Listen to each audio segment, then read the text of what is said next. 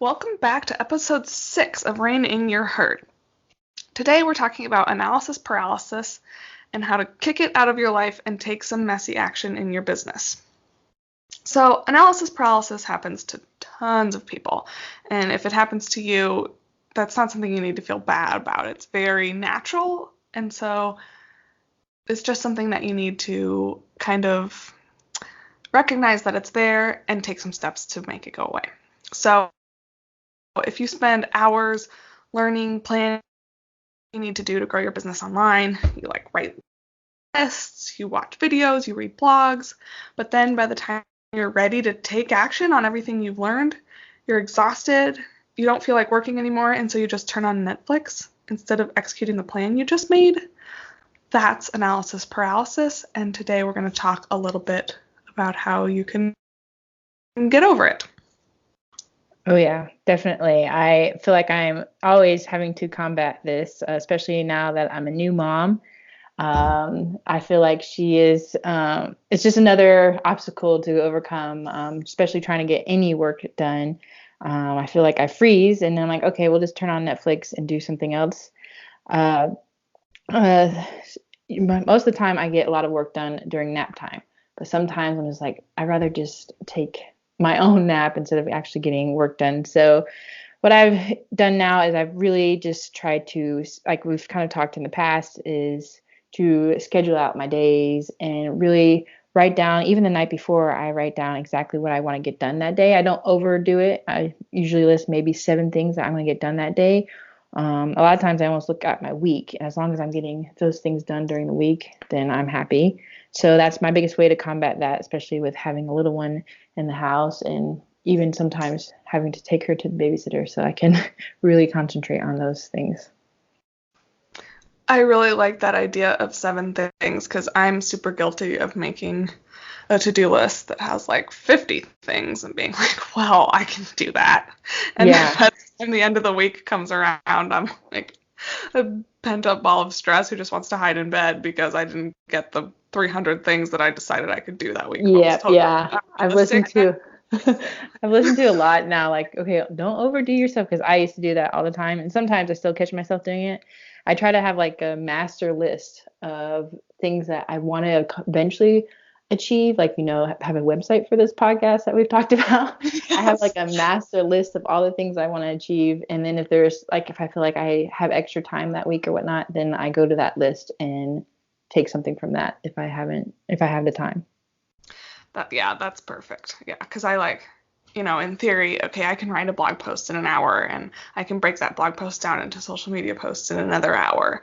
But if I block 8 hours of doing that, by the time I'm 4 hours in, I'm creatively exhausted. And of course you can't, yes, can I do that? Yes. But can I keep it up for an 8-hour stint? Absolutely not. Yeah.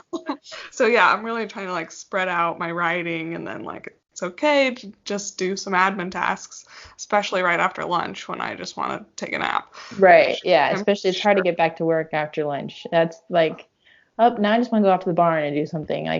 Because I think I've read something too, we're the most productive in the mornings and the evenings. So, yes. And I catch myself all the time, after lunch, I just want to go do something completely different, not anything business related. And lately it's been working well for me because I'm trying to get up early before my daughter gets up, and I get a lot of work done then, and then I get a lot of work done before we go to bed. So in the afternoons, it's almost perfect to how it's working out for me now.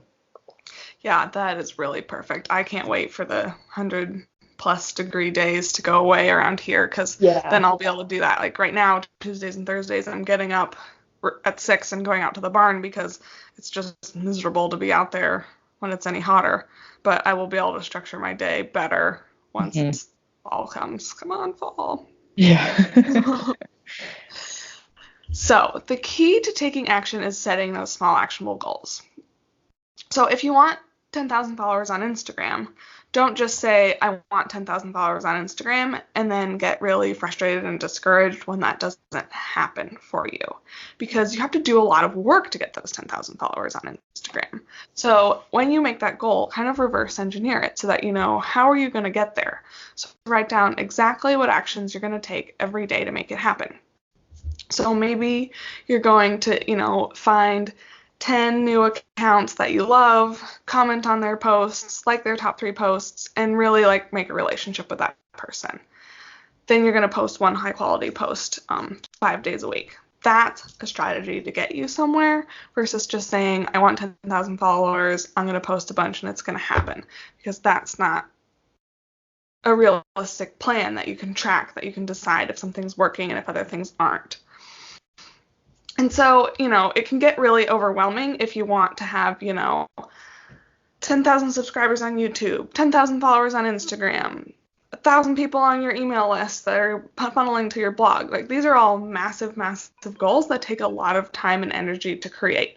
So you want to avoid overwhelm and start by choosing one thing to focus on. So maybe that's your Instagram account. Maybe that's a Facebook group.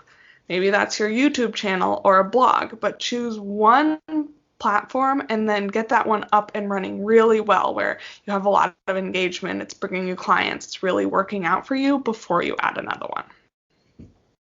Definitely. For me, I was doing this a lot, especially when I started my business, is I had joined a lot of Facebook groups that had to deal with horse communities, even if it was a business group. Just to give an example, I joined a while ago Fallon Taylor's Passionate Project group, and I was just in there just to learn and see what kind of tips I could learn, because I really admire her business and how, she's a very successful barrel racer and how she runs all these businesses. And I just was curious about that. And I got in the group and I introduced myself and talked about what I did. And I had tons of comments on my post about, oh my gosh, I need your help. I need your help doing this. So, it was like I quickly got the clients, and I still have clients from that, and I love it. And then for me, I like to really focus on Instagram, and I might not always be the most consistent. I really wish I was more. But when I'm on there and I am staying consistent on it, I just love the community. I love engaging with everybody.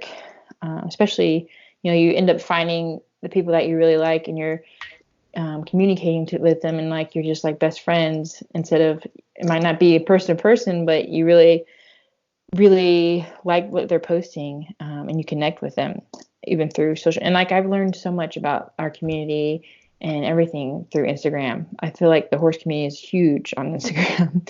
And then I think one place that we're really growing is YouTube, and I've seemed to have gotten a lot of engagement on YouTube.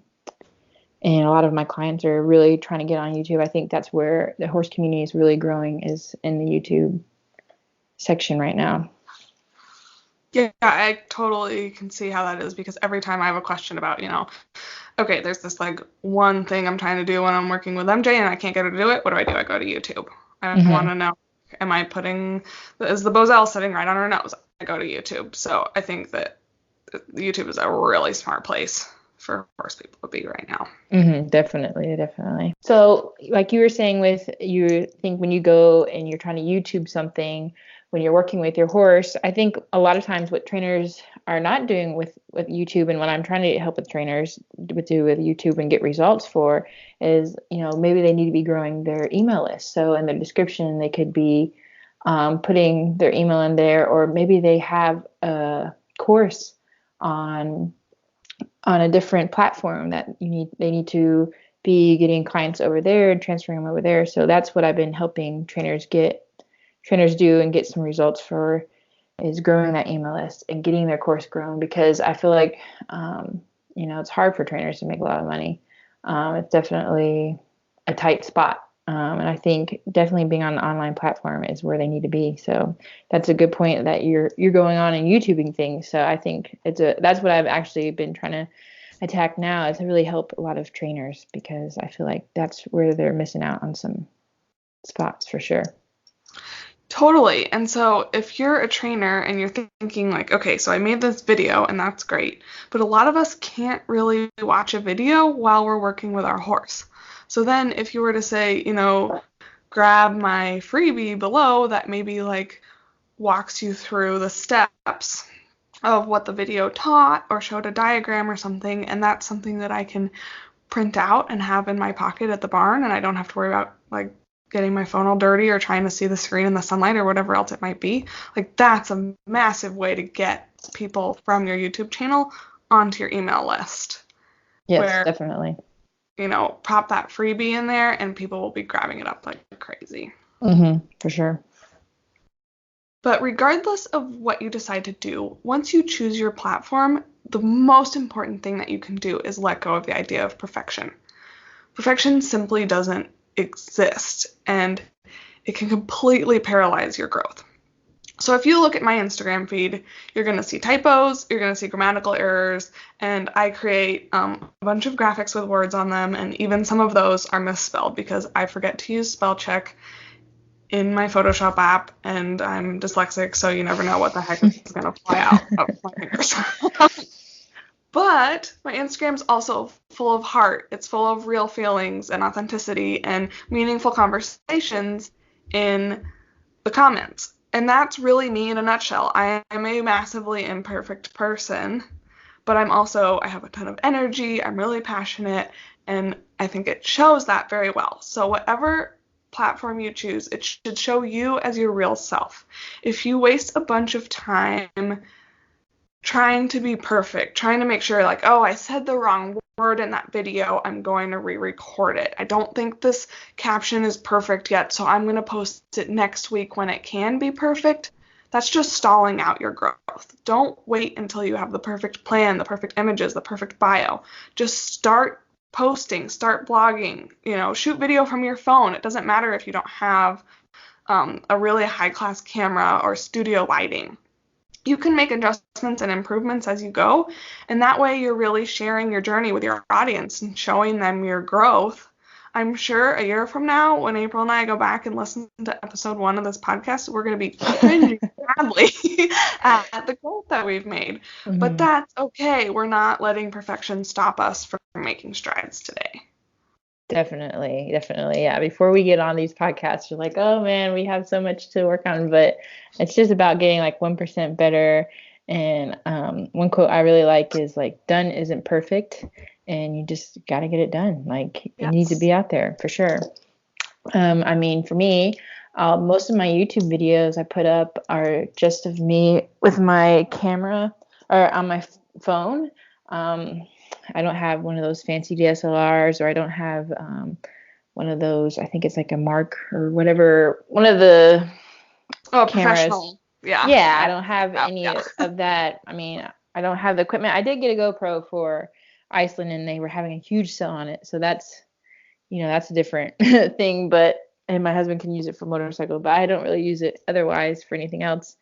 But yeah, and when I started blogging, I'm not a big writer, like, and I'm a numbers person. Like I'm an accountant, as that's what I went to get my degree in and everything. So I rather do numbers all day, and especially when I'm doing my MBA, it's like writing is really, really pushing me. So when I was doing blogging, it wasn't the best, but then when I learned all about SEO Yoast and kind of learning all the analytics behind that, I almost kind of played with words like they were numbers, because now I was like, okay, now I need to figure out how Google's looking at the words, and then it kind of changed it around for me. But when I initially put out my first blog post, I was just like, okay, I'm just going to throw it out there. I'm going to introduce myself. And I surprised myself, because that's how I got my first client. Like I was just like, I don't know if this is going to work out. Like I'm just kind of winging it. And my first client found the blog post and reached out to me, and she's still a client today. So, and that's like almost 2 years now. So. Wow, that's awesome. That's a great story. I love it. Yeah. So it's time for our midway section horsey break. So we're going to talk about our favorite just horsey / tack product, whatever favorite thing we like to use with your horse. So mine is definitely my bareback pad. I think it's Best Friend's bareback pad. It's super thick. So I had a problem when I had my first horse was an Arab, and I had just finished up a Division I swimming career, and all of my muscles were melting off of my body because I was no longer swimming for 20 hours a week, and I was no longer in the weight room 5 days a week. I was either with the horse or on the couch. So I was like just shrinking down to nothing. And my horse was an Arab, so he didn't exactly have a lot of padding either. And the first time I ever rode him bareback, I could like feel my pelvic bones like crunching on his spine.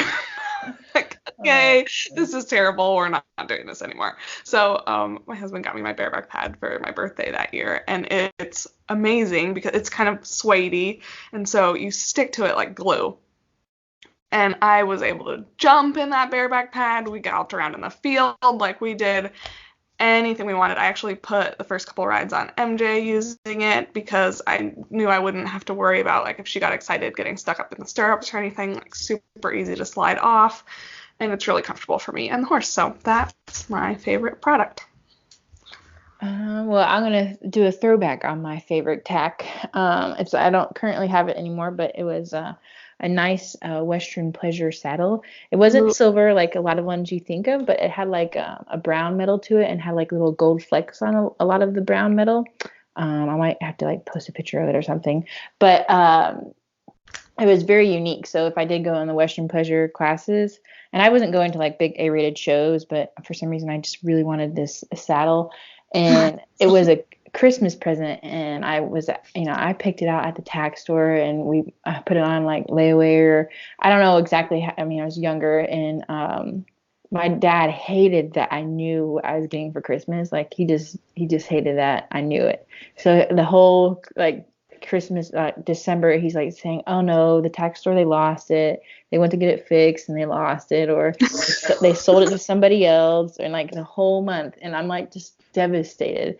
And then like Christmas morning, they're giving me, or I'm opening all these presents, and then, I'm done or whatever. I was like, oh, well, I didn't get my saddle. And then, so we're just kind of hanging out, and then my dad goes into the room and he brings it out in this big old box. And I'm like, I knew it. Yeah.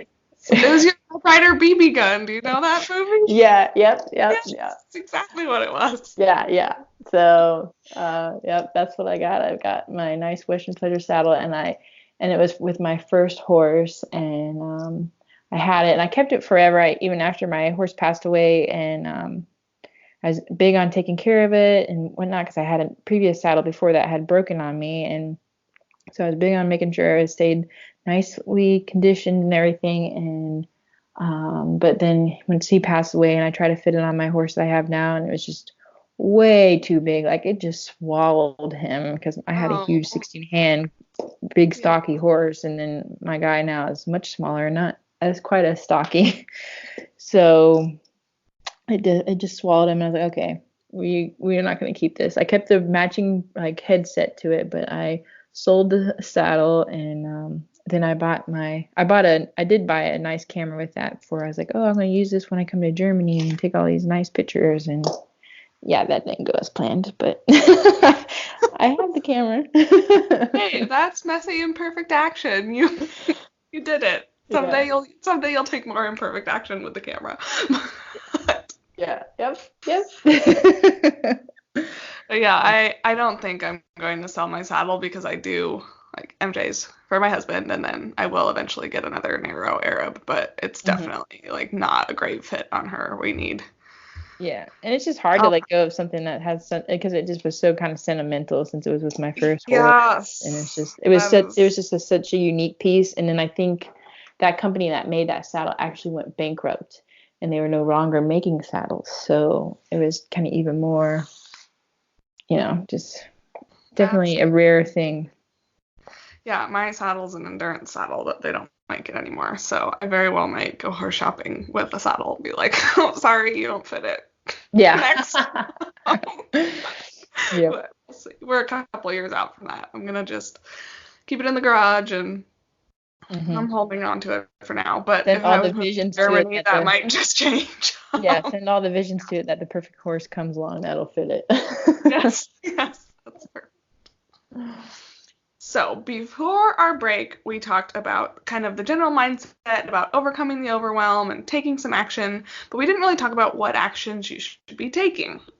And if we sat here and outlined exactly what you should be doing on each program, we'd be here all day, and so we just can't do that. But we do want to give you some tips on how you can set yourself up for success when you do outline what you should be doing. So the first thing is really committing to consistency over quantity. And I know I say this a lot, I've said it on the podcast, but I'm really going to keep saying it. If you can only create like 2 really high quality posts a week, or 2 videos a month, or one blog post a month, whatever it is, commit to that quantity and make it really great and keep doing it. Don't try to show up every day if you can't produce high quality content without getting burnt out, because one, if your audience can't trust that they're going to keep seeing you, they might not stick around, or they're going to forget who they are. You aren't going to have an impact on them. And two, if you're forcing yourself to create content when you're not feeling like it, it's not going to be high quality. Definitely. It's definitely like, it's not a sprint at all, for sure. It's more of a marathon. Slow and steady wins the race, for sure. And like I've learned in the past that it takes 4 hours for someone to constantly see you, either through Instagram or through Facebook or on video. Just 4 hours of seeing your face before they can trust you or feel like they get to know you, and that they can either, purchase a product or become a loyal fan. So it's just about staying consistent so that you can be in front of that person for that amount of time. If you're just posting here and there, then you're not showing up in their feed, and they can't count on when they can make sure they're going to see you. So you definitely want to make sure you're staying in front of their eyes, and you want to make sure you get to that 4 hour mark, for sure. I love doing this podcast because I learn new things all the time. I had no idea it was 4 hours, but think about when you're scrolling through Instagram or Facebook or even YouTube, if you're only watching like 2 or 3 minute videos, how long it takes to rack up to seeing someone for 4 hours. Yeah, definitely. It's a lot. Yeah. It can be months, a year, depending on how often you show up. So that's why it's so, so important to stay consistent and don't get discouraged, because it is a long game. But one way that you can really up your long game is giving back and engaging with others. So I really, really can't stress this enough, that, getting growth and getting engagement is not a right. Just because you're posting every single day doesn't mean that people are going to start just like throwing money at you. Growth and engagement is something you have to go out and create. You have to create a community around your content. You have to talk to other people online. When you see someone and you think, oh my gosh, that person would be the perfect client for me, don't just think that and then wait for them to come engage with you. Engage with them. Comment on a post. Say, hey, how's it going? I love your horse. I love your barn. I totally understand that you're frustrated with this training thing, and here's a tip to help you, or whatever, but create a real relationship with that person. So April really talked about the community on Instagram earlier, and I think that's really worth repeating, because when you scroll through whatever social media platform you're on, you shouldn't just see little squares of strangers. You should see friends. You should recognize who you see. You should remember the conversation that you had 3 days ago and continue it in another post, or whatever it is. Make sure that you're truly creating community, because that's where growth comes from. Mm-hmm. So, and you got to remember, it's social media. It's called social media, yes. So you have to be social. Yeah. And so sometimes, maybe that's really hard for you. Maybe you struggle with putting yourself out there. So just start by saying, once a day, I'm going to comment on somebody's post. And it'll get easier and you'll get better. So reply to every comment that you get. Those comments are gold. Every time algorithm sees your piece of content getting engagement, it gets bumped up a little bit. So it's really important that you thank those people. And if it's just a goofy emoji, just give them a thumbs up back. It doesn't have to be anything massive, but make sure that you acknowledge those people that are engaging with you. Yeah. Or sometimes I even like if I respond back and they are seeming like they're interested, maybe I'll respond back even with a question, and not even like a yes or no question, but trying to further engagement, just like I would if I'm in person. And sometimes when I get new followers, and I know they're in the same niche, because sometimes you get those weird followers, you're like, huh? But when they're in the same niche, I like to give them like a DM and like say, hey, thanks for joining in the community, and this is what I do, and just kind of thanking them for following you, and maybe share a tip or something, or say, oh, I saw on your post or on your Instagram or something. So I always sometimes like to try to send a DM and make it more personalized. Yes, that is so important. And, don't set up a bot to do that for you. Do it real. And, people are going to really start connecting with you that way. So The more you give back, the more people will give to you. And that's really important in the world of being social on social media. So go out there and choose your platform, commit to consistency, and start creating some really heartfelt, imperfect content. I promise you your story is worth sharing, even if you're kind of wondering if it is or not. And tag us in your content because we would love to see what you're up to.